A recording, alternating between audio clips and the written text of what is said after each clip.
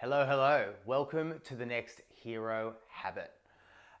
With this one, what I want you to do is there's a little bit of preparation involved, but not too much, and it's going to be uncomfortable at first, but the power involved in it is going to set your day up in a really, really empowering fashion. Now, you may have heard this before, but this time I want you to take action with it. The idea is to remove your phone from your sleeping environment completely. Yes, there is benefit to being able to put your phone on airplane mode. There is benefit to being able to set it aside, but we're all about rigging our environment to be able to create a productive sleeping and waking environment for you. So first step is to actually get an old school alarm clock. Go completely old school. Get any alarm clock where you manually need to sort it out, put it next to your bed, and that way that will remove any temptation for you to feel like you need to, to have your phone near you. Now, some people like to have their phone on the other side of the room.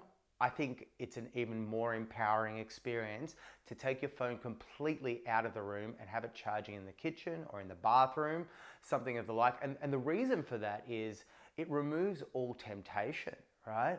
We live in a completely an environment and a world where we're tempted by so many things. Why put yourself through the journey of needing to be tempted to be absorbing and exposing your subconscious to social media first thing or last thing before you go to sleep, and then more importantly, first thing when you wake up in the morning? This is the thing that so many people do, and science has shown and proven that if you open this phone first thing in the morning, which most people are doing, and then scrolling through all of these social media channels, you're not thinking for yourself. You're being exposed to other people's thoughts, and that's a really, really dangerous place to be in. And the things that we've talked about in the past about really understanding and journaling and getting a sense of where you're at in the inner workings of your mind, you don't want to have any disruption when that is taking place. So what I want you to do is take your phone and remove it, take it outside of your room, and have an old school alarm. What that's also going to do is remove the temptation for snooze. If you can possibly do this, find an alarm that doesn't have an option for snooze. Why don't we want to snooze? Well, if you are a snoozer, I'm going to give you a little bit of science behind why that could potentially be disrupting your first few hours in the morning. We all go through natural sleep cycles. And when our alarm goes off, it generally is going to be interrupting our sleep cycle in some way or another. So you're going to have an element of drowsiness. And this is just the reality of the world we live in. We need to wake up to do stuff, to be productive in the morning. With the sleep alarm, what we tend to do is we need to press snooze. We drowse back into our sleep cycle and we get woken up and interrupted yet again. And that just adds to the whole convoluted nature of our mind and our body trying to function at an optimal rate first thing in the morning.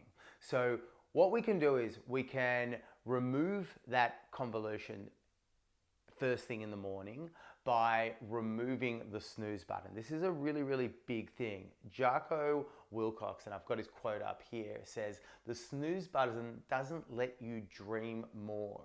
The snooze button kills your dreams." And that is a powerful statement for you to absorb. He says it doesn't let you dream more, it kills your dreams.